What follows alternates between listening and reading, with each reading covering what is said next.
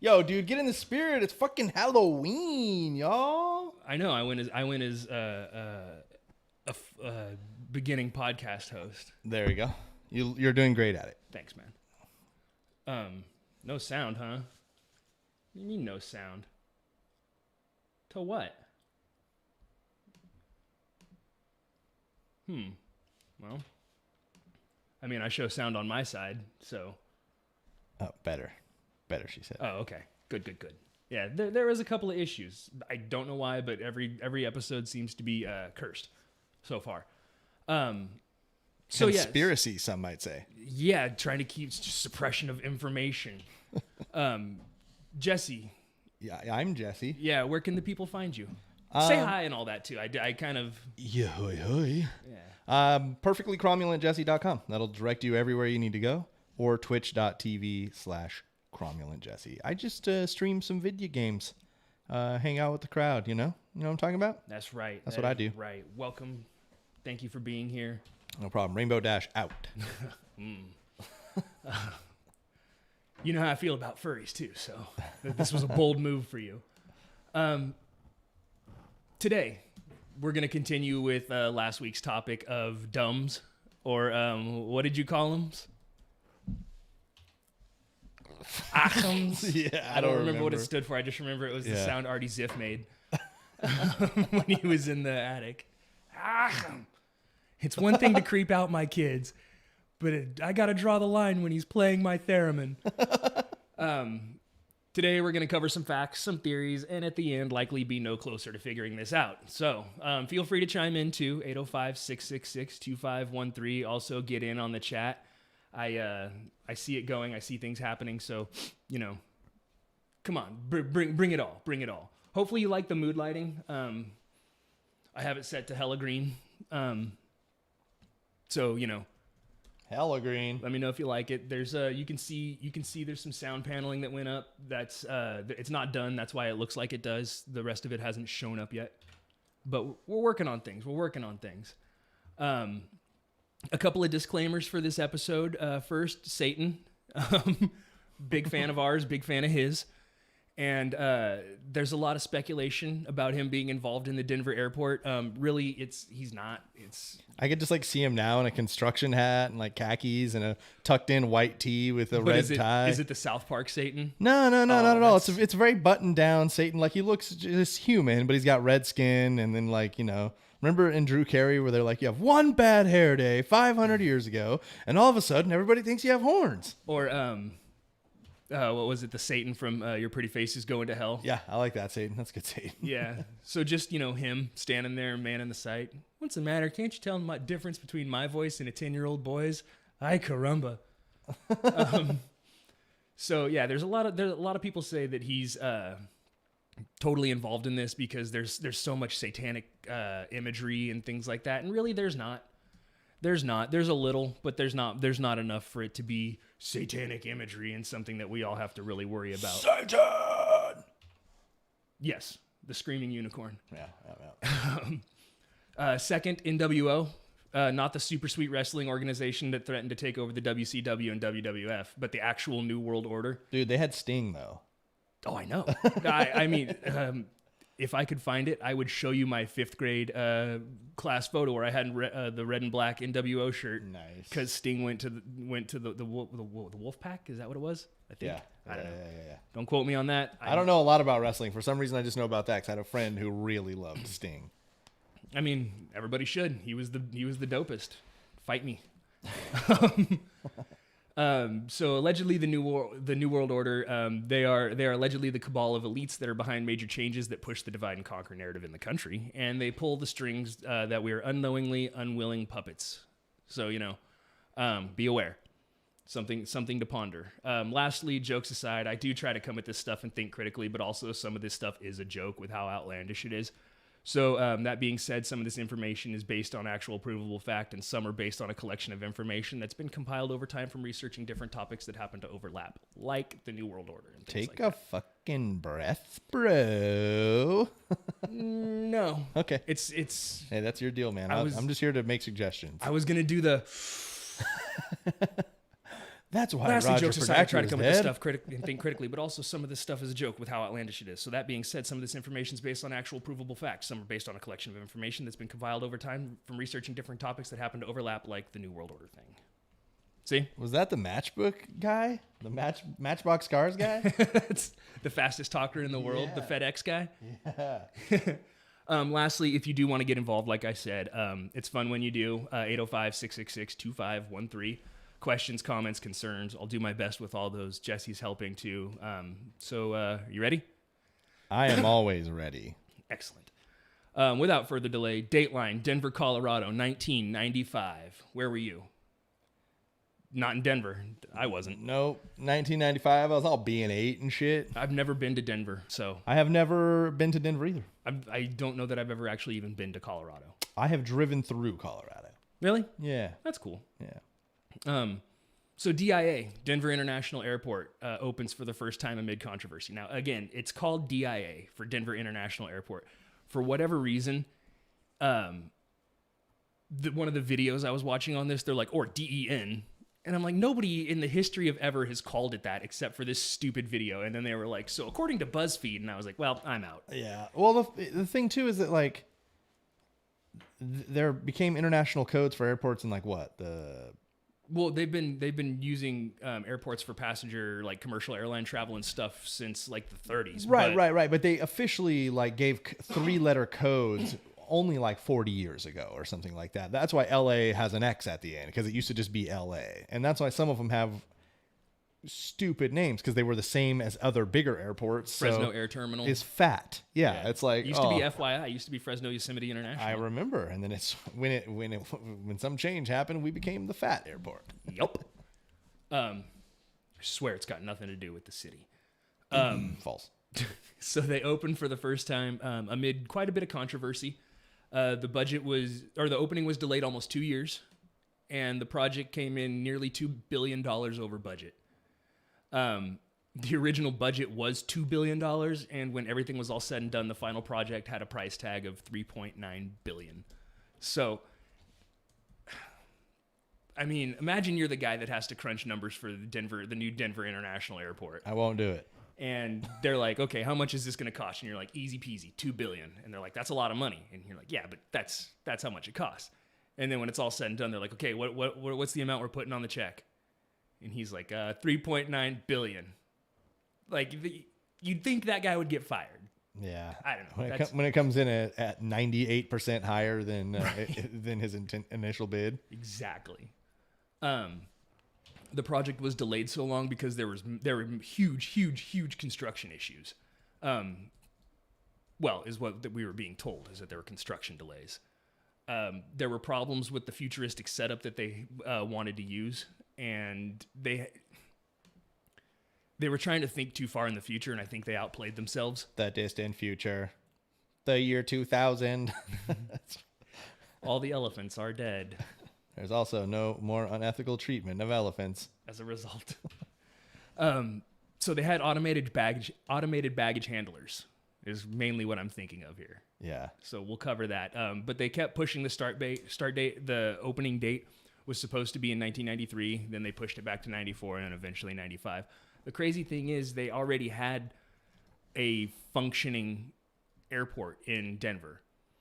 But what happened was it was too close to downtown Denver. And because it was a high traffic airport, it caused the city of Denver to expand. You know what I mean? People are putting in businesses and hotels and all that stuff. Well, your city footprint can only go so far. So then they had to start building up. And when they were building up, it was blocking the flight path to this other airport. I see. And you can't have that. You can't have passenger airliners coming in between skyscrapers in town. That's just, I mean, even before 2001, that was a bad look. Right. It was and tough to do. I would imagine it's incredibly tough to do. So they bought this plot of land, and they started building this airport. And it's what's incredible is the footprint for the airport itself is twice the size of Manhattan. like the parcel for the airport, the land that they have, the property they occupy. That's a lot of land.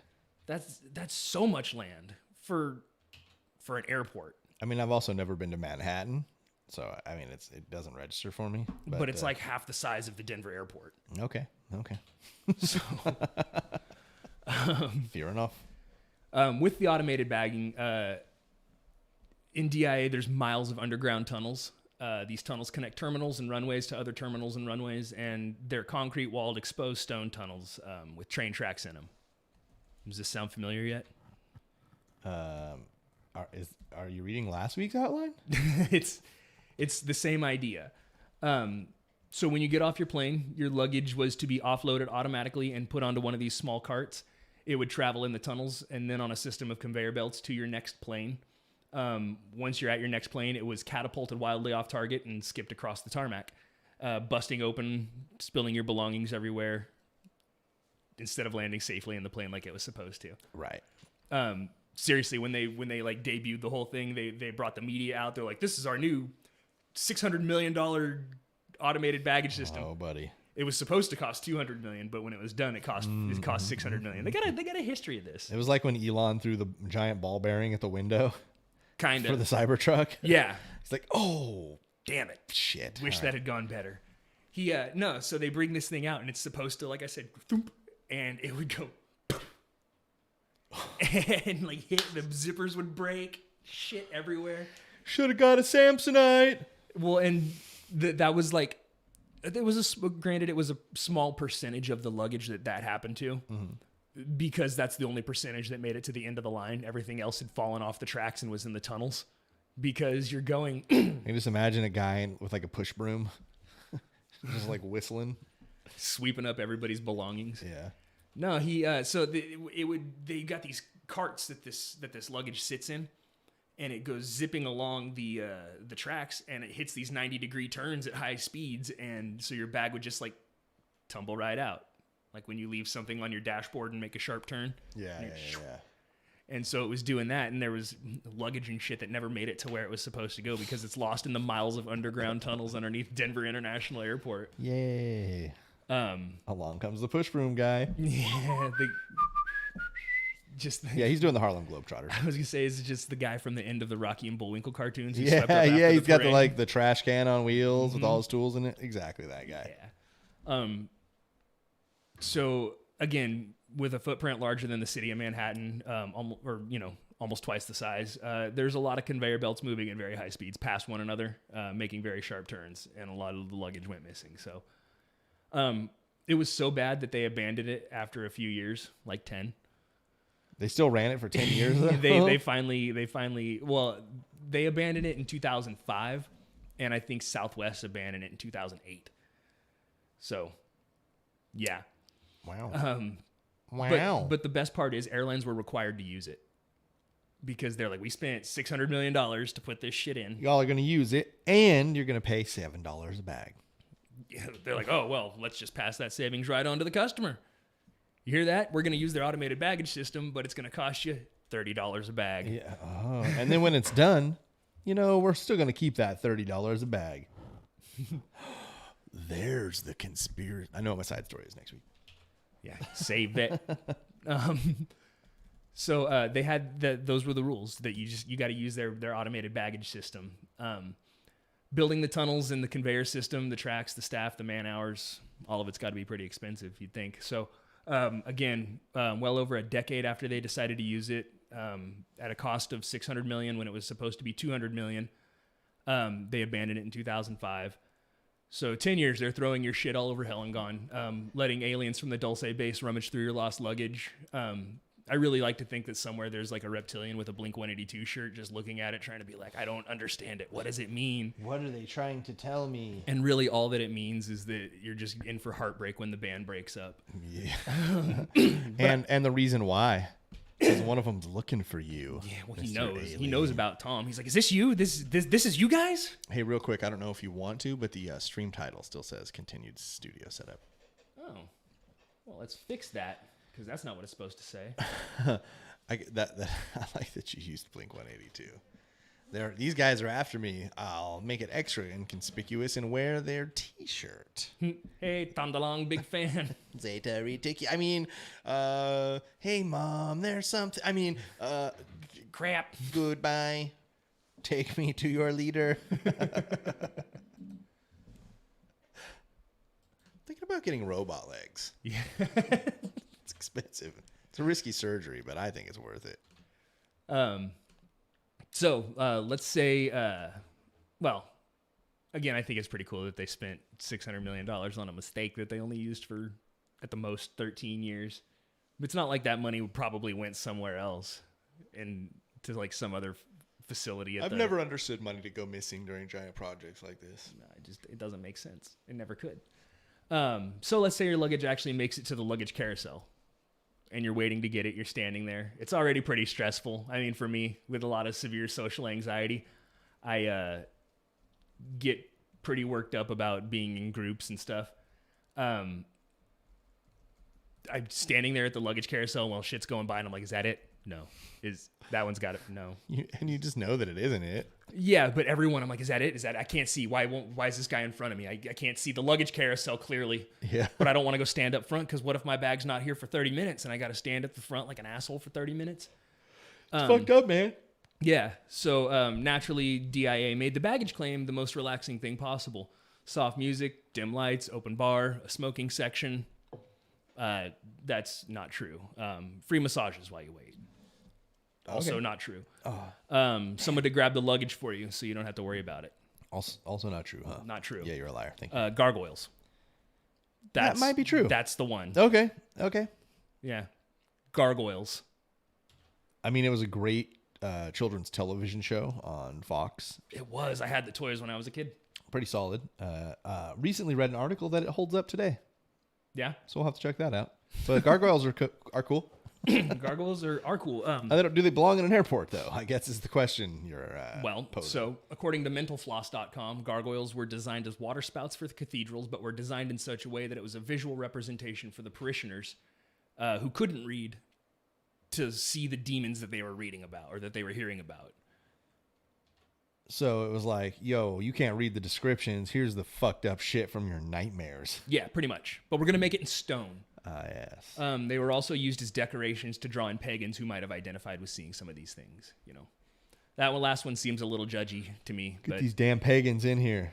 Yeah, that last one seems a little judgy, but hey, it's religion. Pagans like dark shit. Put it up, and it'll attract them. Yeah, well, while not being completely satanic and with no obvious satanic ties other than being a symbol to exploit pagans, this just seems like really fucking weird design choice and not necessarily a cult or otherwise, and not really like New World Ordery. Unless you put a big church down below the airport and they're just kind of left to watch over it. So something to consider, I guess. But you know what? The coolest thing about that gargoyle, it talks. What's it say? Different things. Watch Gargoyles on Fox Thursdays at 3 p.m. I mean, 1995 would be probably right in the heart of it, huh? Yeah, that's probably what happened. The guy who's designing it, he's talking with his family about it over dinner, and the little kid's like, I want to see gargoyles. And he's like, sure, whatever, designer guy junior, the gargoyles is a good idea. And Designer guy junior. Yeah. So. Fair. Yeah, unless there's a church under there, gargoyles don't make a whole lot of sense. Again, if you guys want to add anything, 805-666-2513. We are standing by to take your call. Not like a telethon or anything, but if you want to add anything. It ran October 94. Dude, what's today? Oh, it's 27th. It ran October 24th, 1994 to February 15th, 1997. We would have been in the heart of Gargoyles mania. Yeah. And so my most recent theory about it being Designer Guy Jr.'s idea could be true. I like it. In the vacuum of knowledge, or in the vacuum of information, we have to go with what we know. So takeoff and landing, if you were to take off from DIA and look back out the window at what you just left from behind, you'd see a strange pattern of runways. According to Denver International Airport, it's so you can have multiple planes taking off and landing at the same time. regardless of given weather patterns and conditions. You know what I mean? So like if you can't take off flying south because of a storm, you can take off flying a different direction. They're like, listen, this is for efficiency. And people are like, Is it though? is it though? Well, the controversy comes because when you're looking down at the top of it, well, they say it looks like a pinwheel, and that's which it does. a very specific pinwheel. Yes, yeah. A very specific pinwheel. According to everybody else in the world, it looks like a swastika. I mean, it certainly does. It 100% does. And I have it right here. No. I mean, I like in a million years, I would never be like, yeah, that's how they designed it. But I mean, it's not really any disputing it. One of the arms would be a little short, I guess. It's like a poorly drawn swastika. Let's see. Does this work? Yeah. Take a look at it here from the Wikipedia. There you go. You can see the runways. Yeah. It's very swastika-esque. Yeah, I mean it's not, but it's like you could probably go. Isn't it though? It's not. I mean, look, if you flew an airplane over any city in the United States, I bet you could find some street formation and or building that is built into the shape of a swastika just because it is an efficient shape. And before it was used for hatred, I'm pretty sure when the swastika was used as its, I believe, Buddhism peaceful sign, like, I'm pretty sure that it was drawn like for its efficiency and its straight lines. And it's like, yeah, I mean, look at, I don't know if they can they see this too? Oh yeah. I have this up for them. This is, that's the pentagram that's in Washington, D.C. See, that's what I'm saying. Like, you could probably take that pentagram too and take it to any fucking city and find it. No, it's very specific. It's symbology, dude. Yeah. I get it, but I don't get it. Yeah. The word you're looking for is symbolism. So I do feel like I kind of buried the lead with the whole swastika thing. So let's do this. In the World War II days, American companies did a lot of business with Germany. Ford, Standard Oil, American Steel and rubber companies, even Coca-Cola. The strategy that they employed was that of Mac from It's Always Sunny in Philadelphia. I play both sides. Ocular pat downs? I play both sides so I can always come out on top. There's no risk for him because, you sell to Nazi Germany and they pay you in gold. You melt the gold down and then you just have gold. Or you do what they did and leave it in Nazi bars, which is whatever. But they could sell materials like ball bearings, tank treads, engines, and Coca-Cola to Nazi Germany because why not? Nobody's going to stop them. They're selling it all to America and the Allied powers as well. And aside from it being a pretty uncool thing to do, they're dealing with a country that we're at war with. So I'm pretty sure that's illegal, but I don't know for certain. These companies and the people that ran them, like the Rockefellers, Morgans, Bushes, Kochs, so on. These guys. Ooh, I've never heard of those guys. Exactly. Well, I mean the super rich ones you never will. Yeah, right. Those are the smart ones. But these guys are the ones that are termed the elite. That's the like we talked about earlier, the NWO, the elite, Sting, and all these guys. These families have strong ties to world power, wealth, information, and technology because of who they are. And it's like a super incestuous family. There's a lot of pictures that show exactly how tied in they all are. I'm not going to look them all up because I got to go to some weird websites to find some of them. But it's pretty insane to see when you see like a picture of, all these people that were current and former presidents along with leaders in technology. And at first you're like, yeah, of course. But then you're like, well, wait a second. Why are they all wearing like Bermuda shorts and like sipping Mai Tais? Oh, because they all hang out together because they're all buddies. Yeah. And like, and then you're like, oh, well, is that Bush Sr. barbecuing for everybody? It was Prescott Bush barbecuing for everybody. But yeah, it just, that's unsettling to me. It should be. The elite are rumored to have fallout shelters underground Denver International Airport underneath it. So building your secret base under a giant swastika seems a little on the nose, if you ask me. Yeah. But I suppose Freemasons like to mark their shit. You know what I mean? They put the compass, square, and G on everything. The Illuminati puts the all-seeing eye on the currency and stuff like that. And the reason I read about this one day, and the information that I got said that it's like uninformed consent. So for like the occult stuff that they do, the sacrifices they do, the spirits they call on, some of this stuff has to be somewhat consensual. So you have to agree to it. So that's part of the reason why there's like brainwashing and stuff like that gets rumored in the government, because a lot of these people are all, like I said, it's all tied in together really weird. But they have to have a little bit of consent, somewhat consent. So they put stuff like this out there. They build their airport in the shape of a swastika. They put the eye on the money. They mark all their blocks with the Freemasons logo, so that they can, at the end, they can say, well, look, I did it all right in front of your face. What do you want from me? Like, you could have stopped us at any time, but you didn't. But here we are. Yeah. So, ponder on that. But it seems like the tip of the spear is really just the swastika, and the poison on the tip is the dedication plaque for the airport. Because it's the swastika, like, first you're like, okay, that's weird. You can find coincidences anywhere. Right. Now, the plaque was dedicated on March 19th, 1994. The thing I was watching was like, I'll get to that in a second. But it bears the compass and the square centered around a G. For those who are struggling to picture it, it's the Freemasons logo.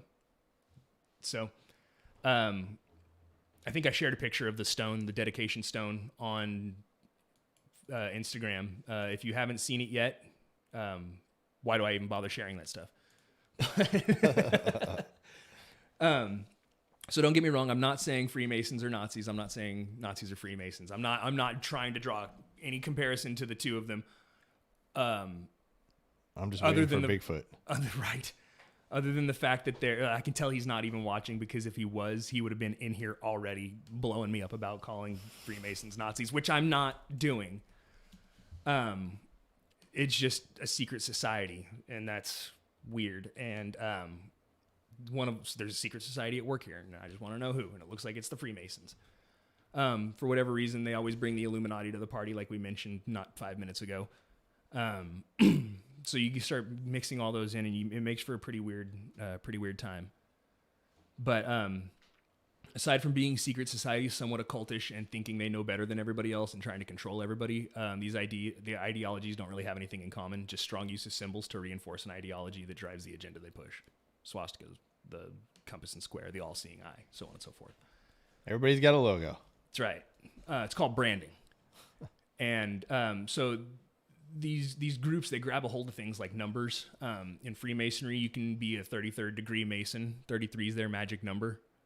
If you look at the date that this was all dedicated, March 19th, 1994, you add up 19 and 1994, add up all those digits individually, and it equals 33, which is weird. But like, if you forget to add March in there, it works. If you add March, then it's 36, and it doesn't work. Well, that's fucking convenient. Right? The thing I was watching was like, if you add up the date, the number's 191994, it equals 33. And I'm like, yeah, cool. Except what about that other 3 that's just out there by itself? Yeah, like we don't really do the month, because we spell out March and there's no numbers in that. We don't fuck with it.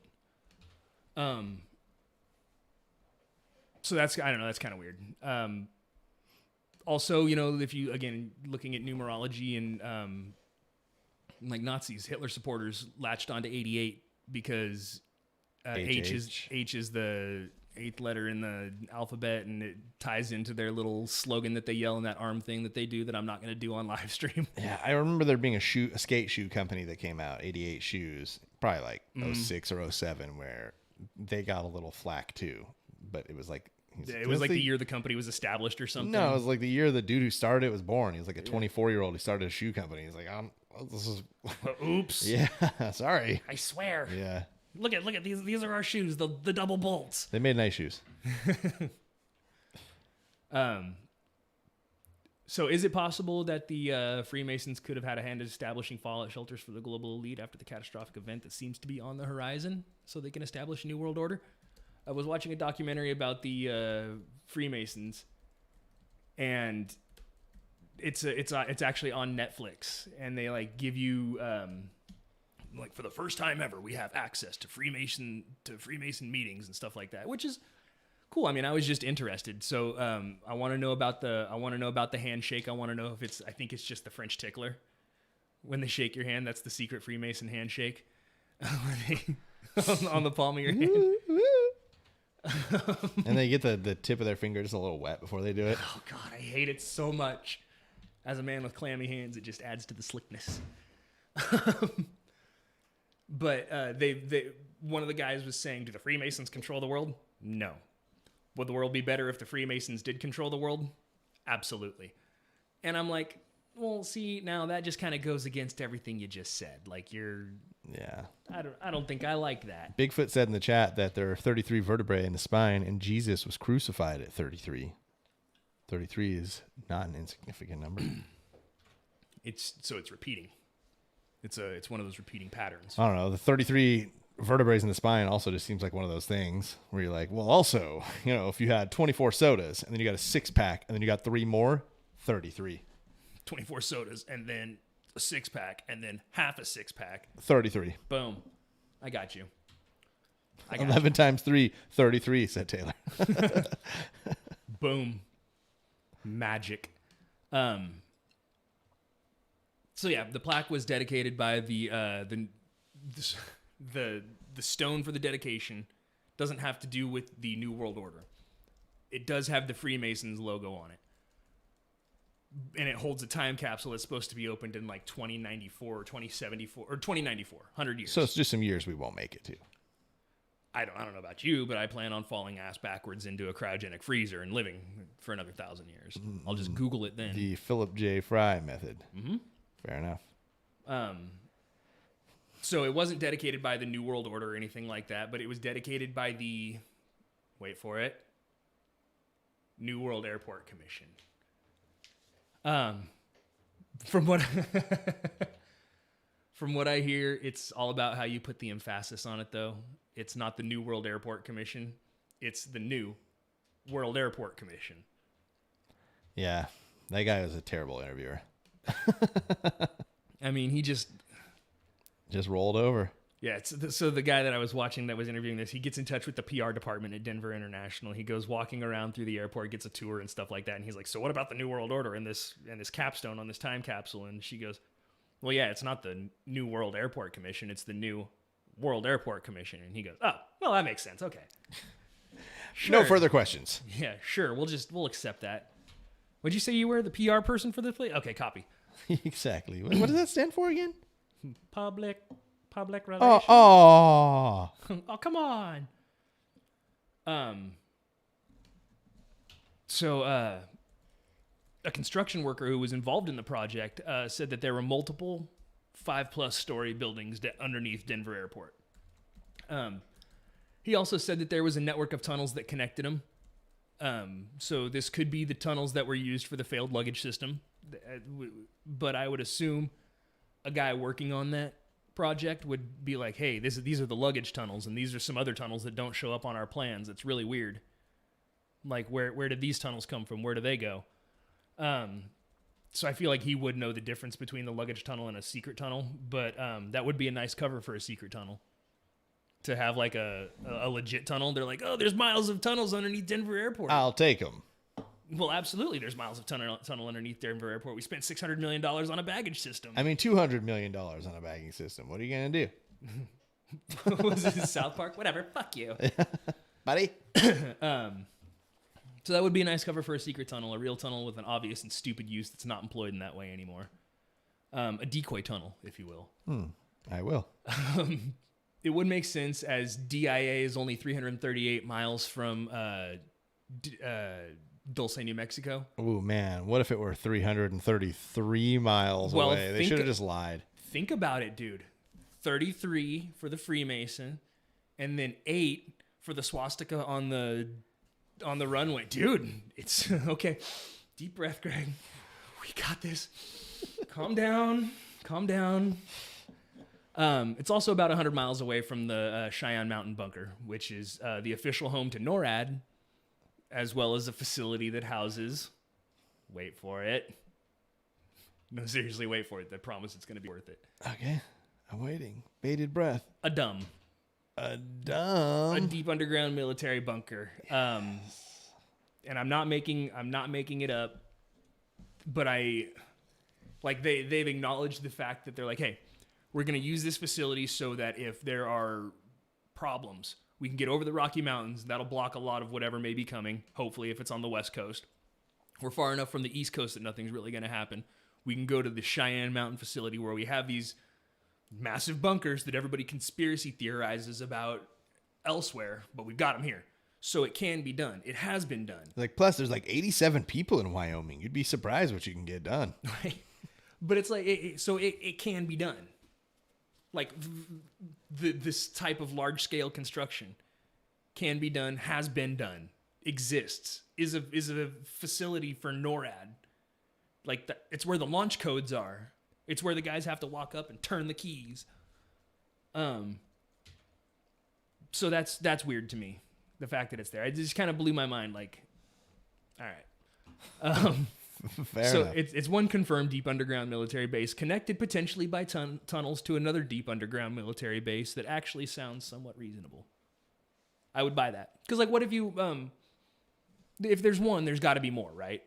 How far apart are they? 100 miles. So what's the longest dug man-made tunnel that we know about? There's the one that goes through the Alps, the Goddard Base Tunnel, that used a lot of satanic imagery in their That's only like openings. a few miles long, though, right? But it's the deepest tunnel in the world. Okay, just curious. And it's all completely flat. They used a massive boring machine to dig that. So, these things happen, man. But assume you can't, assume you can't just get to the Cheyenne facility. You got to land in Denver and then maybe take a helicopter there or go through the underground tunnels.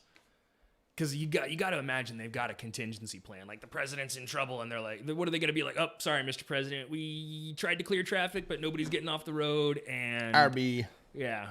Well, we've done all we can, so... hop in the killdozer. Right. It's 35 miles, Goddard Base Tunnel. Yeah. So it's the deepest, not the longest. Also, I wouldn't think that the military's be out there putting their stuff in record books. No. That's why I asked, like, what's the longest tunnel that we know of? Yeah. But I do imagine that they have some sort of contingency plan from A01 to Z99.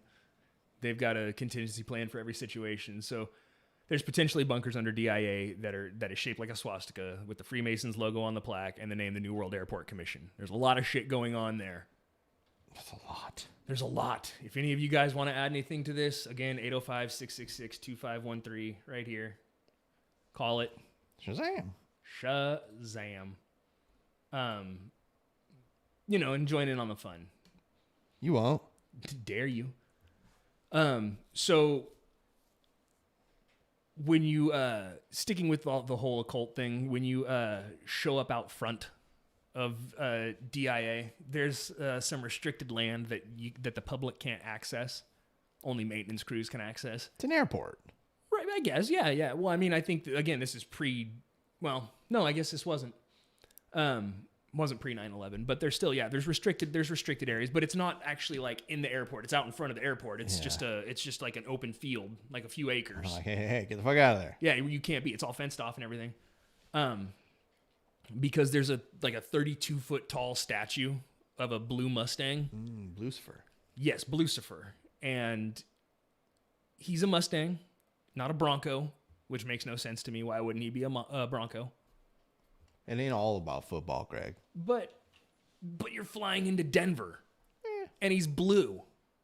The Nuggets are there too, That's why they didn't want to be unfair to the Nuggets. Okay, so they're like, no, this is a Mustang. Ow, fuck me.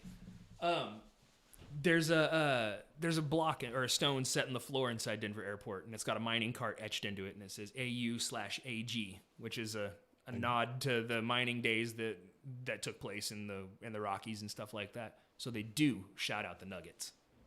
Yeah. They just unintentionally didn't shout out the Broncos. But hey, as a former Raider fan, I can't say I blame them.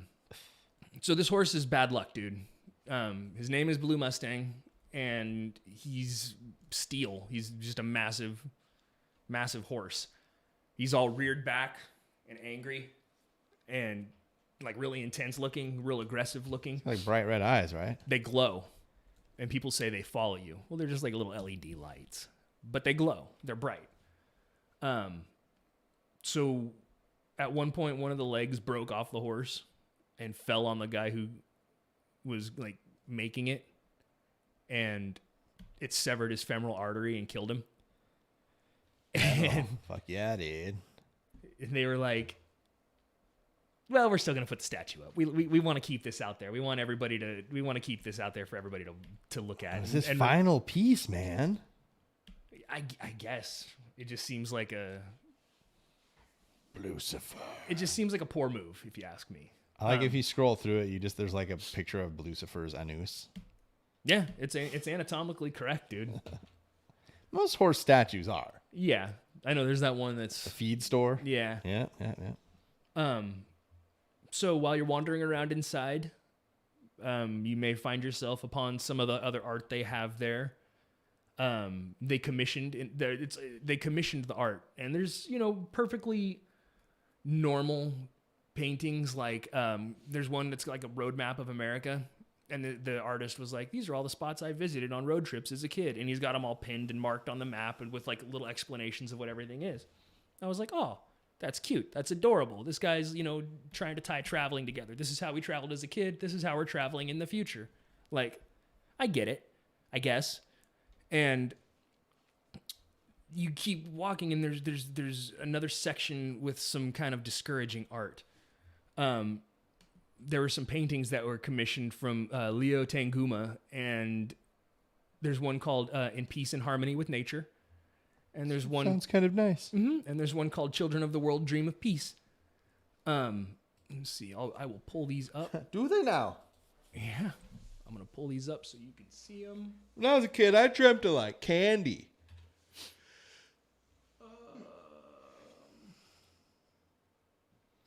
So that one right there, I don't really know if you can see it too well. I'm getting the idea. I could see it's like the clothing of several different cultures, and Yeah, everybody's real happy. Sure they are. They're dreaming of world peace. Yeah, gathered around this little guy right here, whatever that is. That's the amulet of evil, Lucifer's official stone. So yeah, there's the center of the portrait. Multicultural children. They're all happy. They're all excited. Then there's this one with the multicultural children, and they're all excited. Well, no, I'm sorry. I believe they're crying. And then, they're smashing the sword. There you go. They're bending this guy's sword, and yes, that looks like a Nazi stormtrooper in a gas mask. It does. That's concerning a little bit. I mean, But aren't they like triumphing over him? yeah, see, there's the roadmap one. That's I feel like appropriate airport art. Until you like slow down and read it, and it's like the one time in Wyoming where Dad killed the hitchhiker. Yeah. And then we didn't say anything about it. So you can see there's other cool like that. That's appropriate airport art. Fresno has the giant trees. Different gargoyles than I would have guessed. Yeah, he's sitting in a suitcase because he's the baggage gargoyle. How appropriate that he's in a suitcase though. And he talks. Yeah. Kinetic fan wall. There's Lucifer. Yeah. Pretty metal, dude. But strangely not made from metal, dude. Right. So there's that, which is cool. Papier mâché. Actually, I think it's I was kidding. Fiberglass. It's like fiberglass on a steel frame. As it should be. But then there's this other piece of art that was removed, and it's not great, man, if I'm being honest. Controversial mural to be removed from Denver Oh God. Yeah, so there's your Nazi stormtrooper with a machine gun with a bayonet, stabbing the little dove of peace, and then cowering children crying. a trail of dead people. And then, what's this down here in the bottom, you might ask? That would be a poem written by a child in Auschwitz who died. So this is like edgy teenager art. I feel like it. It's just some edgelord going, oh, look what I made. And then what's with the rainbow? Like, it's like a dying rainbow in the back too. Yeah, I don't. And it all. And there's like ties clearly in. destruction in the buildings. And yeah. There's nothing good about this painting. There's nothing positive. It's all about cold, like cold gray earth tones. Yeah, it looks like there here. might even be some like razor wire right there where you're on, just kind of running up. No, like on the this? painting itself. Yeah, Yeah, okay, I got you. like they're entrapped. Yeah, it's. It's fucked, man. I don't like it. I don't know why you'd put that on the wall in your airport. It seems like a bad idea. Someone, Nikon Nub said he wants to see Lucifer square off against a dozen gargoyles. Ooh, who do you think would win? He and I both believe Lucifer's size, he would just fuck them all up. Gargoyles can fly. Don't give a shit, dude. They'll be like birds pecking at You it. don't think Lucifer can? Do you know that he can't? I don't know that he can. Well, that's what I'm saying, dude. I don't know that he can. That's what You I'm got saying. me there. So I'm gonna wrap this Denver airport stuff up. A couple of things I'd like to add. Again, you can call in 805-666-2513 if you want to say anything to add to it. Something that really bothers me about this whole thing is how over budget it was. How it was supposed to be $2 billion. And it was almost $4 when it was done. And at one point, like, does somebody stop and go, hey, man, look, we are already $100 million over budget. Obviously, no. You know- Someone doesn't do that. Right, but like, how can you not? How can somebody not go, hey, look, we are $250 million over budget. We need to reel it in. Dude, we are $1 billion over budget. We need to we are $1.5 billion over budget. Ah, fuck it. We're just going to pay the $4 billion. Yeah. Like, what? And is it? Can we say inflation? It took that long to build. I don't think it did. It blew my mind when Donald Rumsfeld said that the U.S. was missing 2.3 trillion.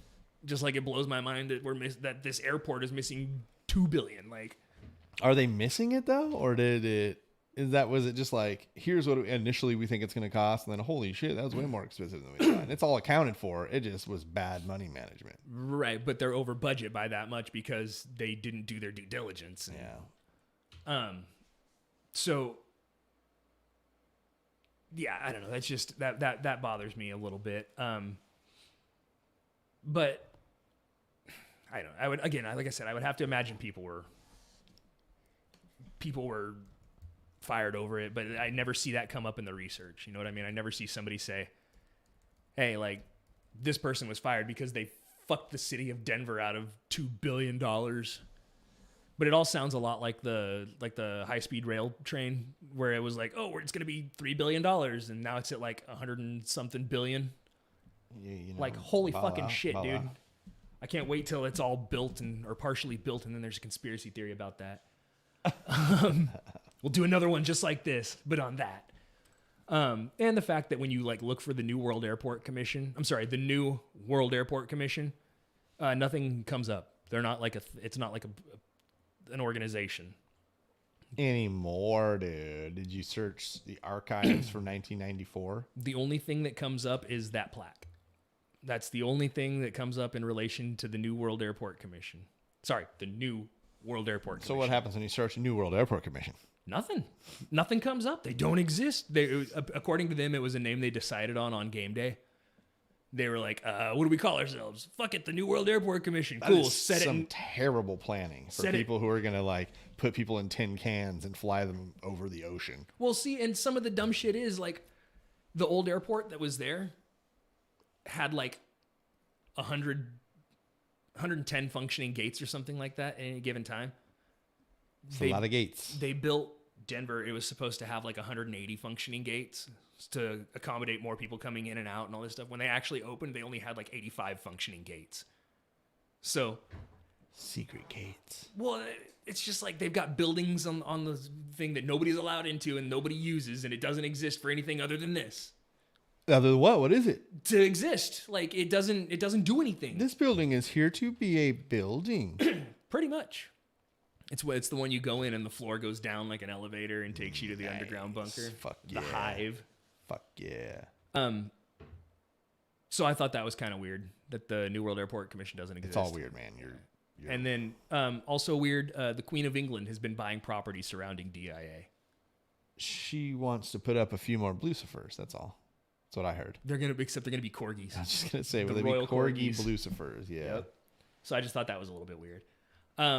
That's all I've got on this. We're gonna shift gears a little bit. Jesse's got something fun for us. He's a mystery. Yeah. So, Jesse? Not a lot of mystery to it, unfortunately.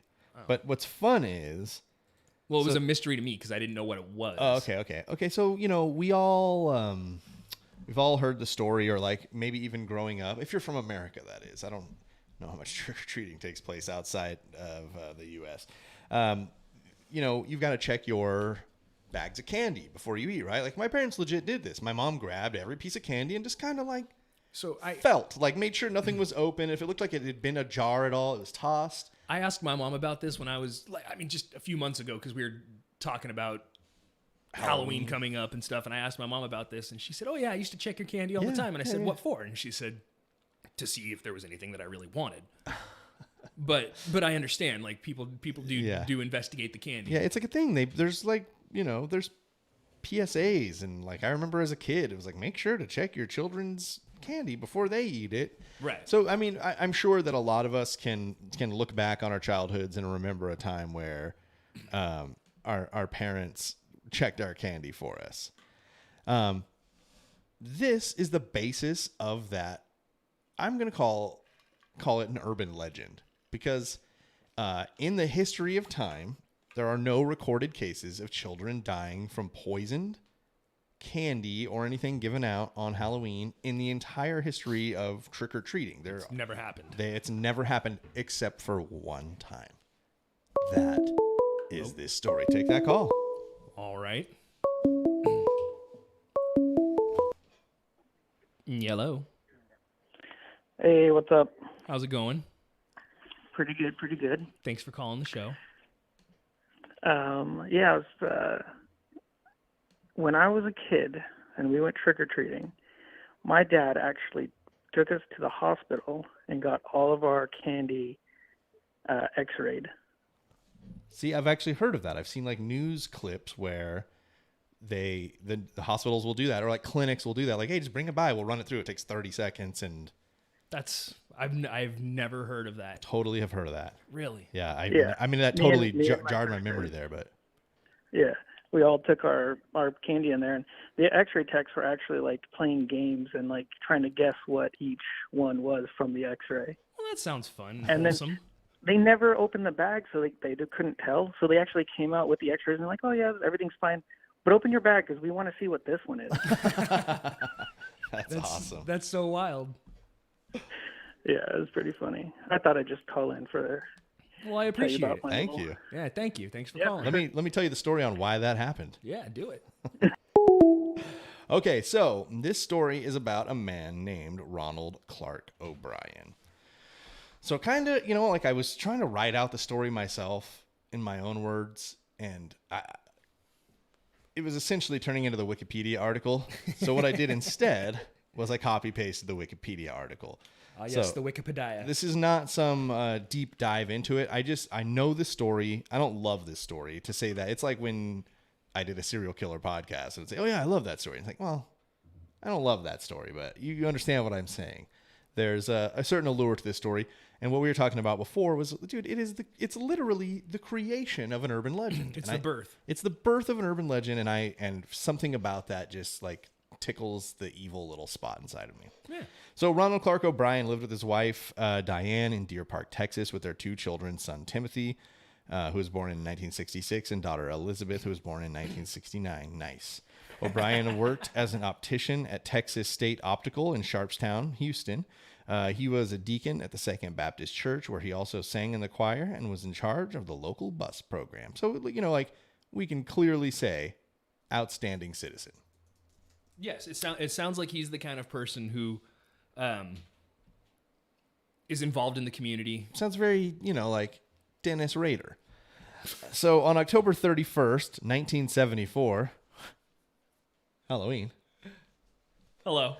On October 31st, 1974, O'Brien took his 2 children trick-or-treating in Pasadena, Texas neighborhood. O'Brien's neighbor and his 2 children accompanied them. After visiting a home where the occupant failed to answer the door, the children grew impatient and ran ahead to the next home while O'Brien stayed behind. He eventually caught up with the group and produced 5 21-inch pixie sticks that he would later claim were given to him by the occupant of the house that had not answered the door. Remember those? I got to tell you, those fucking... Yeah. 21 inches doesn't seem like it was... I thought I could have sworn those bitches were like 3 feet long. Yeah, but you were 3 feet shorter, so... That's... You're not wrong. So, I mean, those are giant tubes of sugar. That's what they are. Hell yeah. That's all they ever will be. I'm not sure if pixie sticks are still a thing. They've got to be. That seems too timeless. Something like that not does. If Fun Dip still exists, Pixie Sticks. It does. So, okay. So his dad's... let's put ourselves there. Kids are like, dude, I don't want to wait. I don't know the next one. So one parent goes with the kids up to the next house, and Ronald comes up and goes like, oh, hey, they were there. Like, they got a pixie stick for each of you. Boom, boom, boom, boom, boom. Gives the 5 kids their pixie sticks. So they do some more trick-or-treating that night. They're kind of over it. They go home. O'Brien gave each of his neighbors 2 children the pixie sticks, and each to Timothy and Elizabeth. Upon returning home, O'Brien gave the 5th pixie stick to a 10-year-old boy with whom he recognized from his church before bed. Timothy asked to eat some of the candy he collected, randomly choosing the pixie sticks. Timothy had trouble getting the powdered candy out of the straw, so O'Brien helped him loosen the powder. After tasting the candy, Timothy complained that it tasted bitter. O'Brien then gave his son Kool-Aid to wash away the taste. Timothy immediately began to complain that his stomach hurt and ran to the bathroom, where he began vomiting and convulsing. O'Brien later claimed that he held Timothy while he was vomiting, and the child went limp in his arms, and Timothy O'Brien died en route to the hospital less than an hour after consuming the candy. Jesus Christ. Yeah. Dude, like, okay, first of all, that's the shit that, like, my mom tells me is going to happen when I drink Red Bulls. Right. She's like, you're going to keel over and die. Just going to kill over and die. You drink too much. And I'm like, 64 ounces is not too much. But, dude, like, I couldn't even imagine watching is something like that happen, because there's nothing you can do. The And kid, it's your boy. yeah, your kid just threw up everything he's got in his stomach. Like, what else could it be? But Yeah. So, Timothy's death from poisoned Halloween candy prompted fear in the community. Numerous parents in Deer Park and the surrounding area returned candy their children acquired from trick-or-treating to police, fearing it was laced with poison.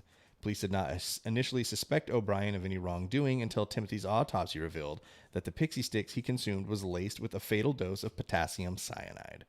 4 of the 5 pixie sticks O'Brien claimed to receive were recovered by the authorities from the other children, none of whom had consumed the candy, and the parents of the 5th child became hysterical when they could not locate the candy upon police calling their house to inform them.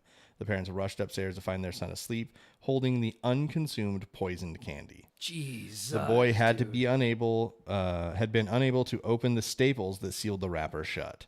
All 5 of the pixie sticks had been opened with the top 2 inches or 51 millimeters refilled with straight cyanide. So it wasn't like he took it out, mixed some cyanide in, shook it up, refilled it. He just took out the top 2 inches of pixie stick and filled it with cyanide. What a fucking So it sounds monster. like his intent was to kill 5 kids, so it could be like, what? But his just son, a bad run of pixie sticks, that's all. yeah, I guess. Or like, who the fuck's house did we get these from? Kind of thing. Yeah. Um, That's crazy, dude. Right. Plus, I think I would see. Hold on, now. Yeah. This guy is a complete fucking idiot, and here's why. If somebody gave me a 21-inch pixie stick for Halloween, I'm remembering who. I remember who gave out the full-size Snickers full-size or whatever. Snickers, and I remember who gave out fucking raisins and toothbrushes. Like, I remember apples one year. don't do it, dude. They've got cyanide in them. Hungry for apples? Oh, they've got arsenic in them. Either way. Yeah. Frank, I swallowed a seed. So, lost my spot. According to a pathologist who tested the pixie sticks, the candy consumed by Timothy contained enough cyanide to kill 2 adults, while the other 4 candies contained dosages that would kill 3 to 4 adults. So his son got the lowest dosage. Well, the lowest dosage that he made of pixie sticks. O'Brien initially told police that he could not remember which house that he got the pixie sticks from, and police became suspicious of his excess of his excuses because O'Brien and his neighbor had only taken their children to homes on 2 streets because it had been raining. Go ahead. Here we go. Welcome to Hella Greg Live. Hey, I was just calling about the story you guys are just telling, and I just think it's so funny that we went to X-raying candy to find cyanide. Yeah, you won't. It's kind of a funny thought that we hope we don't find razor blades in them, and we went straight from cyanide to that. There's no way you can detect if somebody's trying to poison their own kid, but it's just unless funny that we. You X-rayed it and you could clearly see a difference in like the density because of the material. he did it in such a shoddy way. Yeah, well, I guess that's true, but I guess it's funny to think. I wonder if cyanide and pixie stick looks different on an X-ray. That's a great I was gonna question. say different density of I have some materials. tests to run tonight. Okay, Look, but where are you I gonna work in find a dental pixie sticks? office. I work in a dental office. I'm going to go tomorrow. I'm going to find some cyanide. I'm going to find some pixie sticks. Report and back I'm to going to us. X-ray them tomorrow. Tell- And I will let you know if the density is the same. You gotta tell him it's just for science. I promise. Okay, yep. That's what my boss will understand. If cyanide ends up somewhere else, it's not my fault. Show him this. Show him this as proof. Yep. Okay, perfect. All right. Well, have a good night, guys. Thanks for the Thanks, call. you too. Bye. That's true. I hadn't even really thought of that. Right. I was still just thinking like razor blades and needles and stuff. Right. Sewing needles and apples and stuff. That hurts the top of my mouth to think about. It's Okay. worse than spicy. So, like, his kid dies. 4 other kids have cyanide-laced pixie sticks. But he's being a shit ass. And he's like, I just can't remember. And they're like, dude, you went to fucking 12 houses. You gotta remember where you got these goddamn yardsticks That's what I'm saying. That's why I said this guy's got to be a fucking idiot because. And specifically in the story, he's comes running from behind, going like, "Hey, you forgot these." Oh Jesus! Remember? That's how. I mean, I don't know if that came out later, but there had to be the adult neighbor there who's going, "Dude, didn't you come running up? Wait a second. With those pixie sticks from a house that none of us saw somebody come out of? Like, Yeah. But where would he have been hiding 5 pixie sticks? Back pocket up underneath the shirt. Perhaps. Listen, Ronald Clark O'Brien sounds like the kind of guy that's wearing a tucked-in polo. I'm just saying. Maybe he had sunglasses on and had them all taped together like the little feeler. He was when a blind guy. And when the time was right, he was just like snap, snap, snap, snap, snap. And they're broke like, him down. Ronald, where's your costume? He's like, it was just bugging me. I took it off. But you guys, I found these pixie sticks if you want one. He visited after walking the neighborhood with police 3 times. O'Brien led them to the home that the group visited, but whose occupant did not answer the door. O'Brien claimed that he revisited the home before catching up with the group. He said the owner of the home did not turn the lights on, but cracked the door open and handed him 5 pixie sticks. How? He claimed to have only seen the man's arm, which he described as, quote, hairy. I was just going to say, I bet he called it Harry. The home was owned by a man named Courtney Melvin. Melvin was an air traffic controller at William P. Hobby Airport and did not get home until work from 11 p.m. on Halloween night. Police ruled Melvin out as a suspect when nearly 200 people confirmed that Melvin was at work. Was he at work? Yeah, I wouldn't have landed my fucking plane otherwise. That's a lot of corroborating evidence right there. As the investigation furthered, police learned that Ronald O'Brien was over $100,000, about $520,000 in today's dollars, in debt, and had a history of being unable to hold a job. In the 10 years preceding the crime, O'Brien held 21 jobs. At the time of his arrest, he was suspected of the theft of his job at Texas State Optical and was as close to being fired. He knew it was coming up, man. His car was about to be repossessed, and he had defaulted on several bank loans and had the family home foreclosed on. Police discovered that O'Brien had taken out life insurance policies on his children in the months preceding Timothy's death.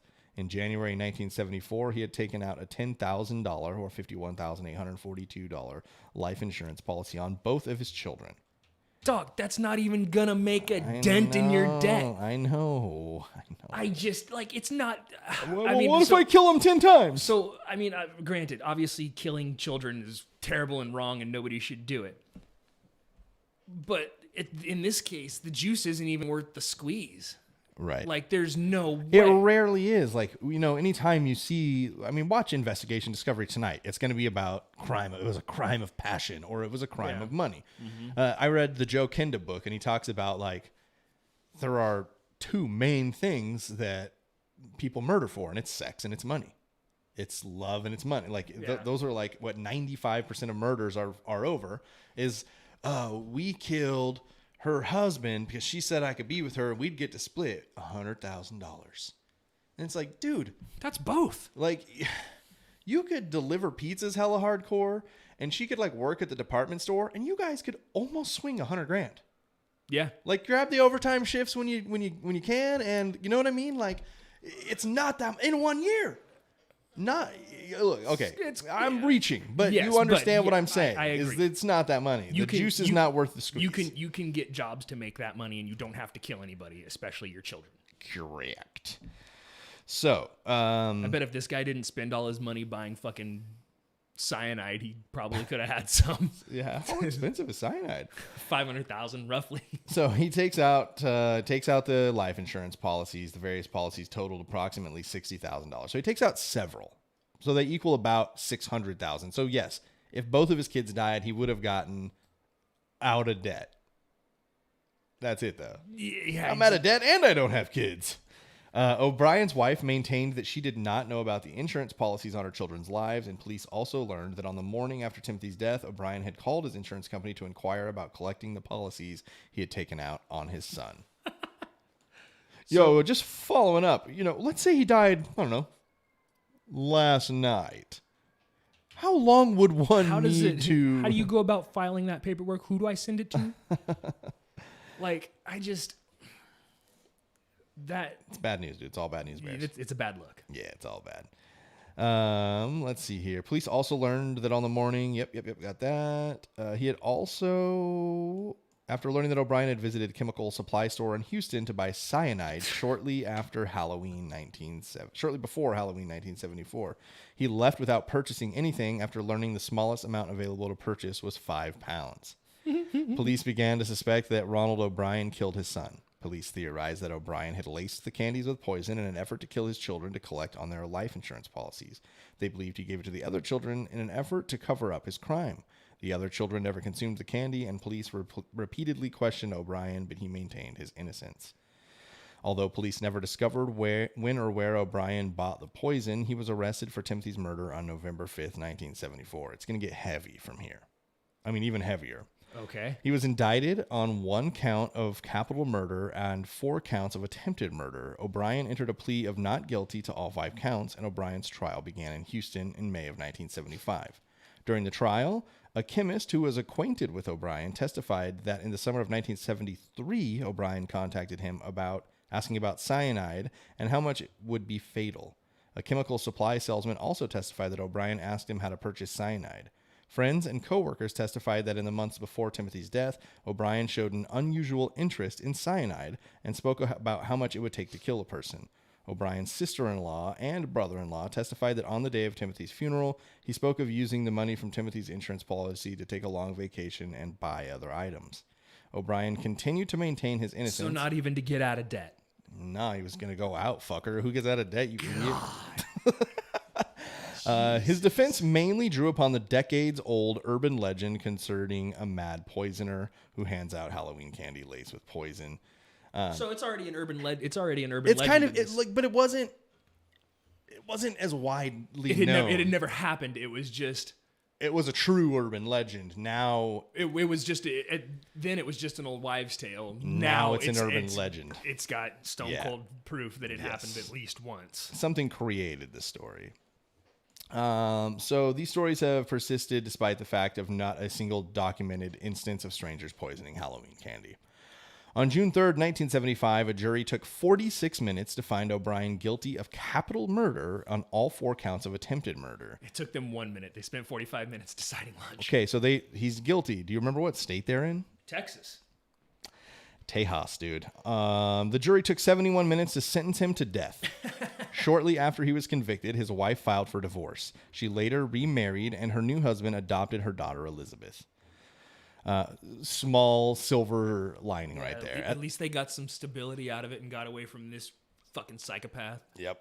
At the time, men sentenced to death under Texas law were confined to the Ellis 1 unit near Huntsville, Texas. According to Reverend Carol Pickett, a former chaplain who worked for the Texas Department of Criminal Justice, O'Brien was shunned and despised by his fellow death row inmates for killing a child and was, quote, absolutely friendless. The inmates reportedly petitioned to hold an organized demonstration on O'Brien's execution date to express their hatred of him. Dude, even death row guys in Texas were like, fuck this guy! Rightfully Monster! O'Brien's first execution date was set for October 8th, 1980. His attorney successfully petitioned for a stay of execution. A second date was scheduled for May 25th, 82, also postponed. Judge Michael McSpadden scheduled a third execution date for October 31st, 1982, the 8th anniversary of the crime. He offered to personally drive O'Brien to the death chamber to make sure it happened this time. It was that guy's pissed. It was to have been the first time Texas executed an inmate by lethal injection. The Supreme Court delayed the date yet again to give O'Brien a chance to pursue an appeal and seek a new trial. A fourth date was scheduled for March 31st, 1984. O'Brien's lawyer sought a fourth stay on the basis that lethal injection was cruel and unusual punishment. On March 28th, a federal judge rejected the request, and on March 31st, 1984, shortly after midnight, O'Brien was executed by lethal injection in the Huntsville unit. In his final statement, O'Brien maintained his innocence, stating that he felt the death penalty was, quote, wrong. He added that I forgive all, and I do mean all, those who have been involved in my death. God bless you all, and may God's best blessings always be yours. During the execution, a crowd of 300 demonstrators gathered outside the prison and cheered while some yelled, trick or treat. Others showered anti-death penalty demonstrators with candy. Ronald O'Brien is buried in Forest Park East Cemetery in Webster, Texas, and Timothy is buried at Forest Park Lawndale in Houston. So I like them throwing candy at protesters. At the ones who are like, don't kill him, and like, trick or treat, motherfuckers. Yeah, I mean, Jesus Christ, dude. Heavy. Super heavy. Halloween, dude. It's Yeah. Halloween. Spooky. Oh, it was a spooky ghost. Wow, man. Thanks for that. Thanks for the story. Yeah. Now I'm not just going to take candy from strangers anymore. Aaron said he's getting inspired for this weekend. Aaron. Is it because the costume or the story I just told? Yeah. Are you going to did it inspire you to throw candy at people and yell trick or treat or buy pixie sticks? Just asking for a friend. Tyrone Biggums. Am I late for the 5 o'clock free crack giveaway? It hits so much different with the costume. He said, story, I'm trying to catch a charge. Damn. So yeah, that's everything we've got for today. Thank you again to everybody who tuned in, who's watching, and listening. If you missed this, you can catch the replays on YouTube and Twitch. Also on Facebook at Hella Greg Live or at hellagreg.com. It'll be on there either tomorrow or the next day. And you can also listen to the podcast replay. If you can't find it, it's on iTunes. It's called Hella Greg Redacted. It's out there. And let me know if you can't find it. Well, I'll point you in the right direction.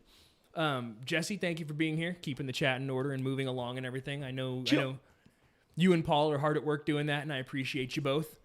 Thank you for bringing a side story. I really appreciate it. Hell yeah, man. Hell yeah, man. Anything else you'd like to add to this before we wrap it all up? Nope. Come check me on Twitch. I am streaming Thursday through Sunday nights, generally after 7 or 8 p.m. Check my Instagram for any updates. I'll be doing a day stream tomorrow at 9 a.m. I don't know what I'm going to play, but if you guys want to come hang out tomorrow morning, twitch.com/cromulentjesse. No, Chris, the dunk contest has not happened. It will. I just can't be in a uniform, a unicorn uniform. I don't know. I mean, I think I could probably throw him an alley-oop from here.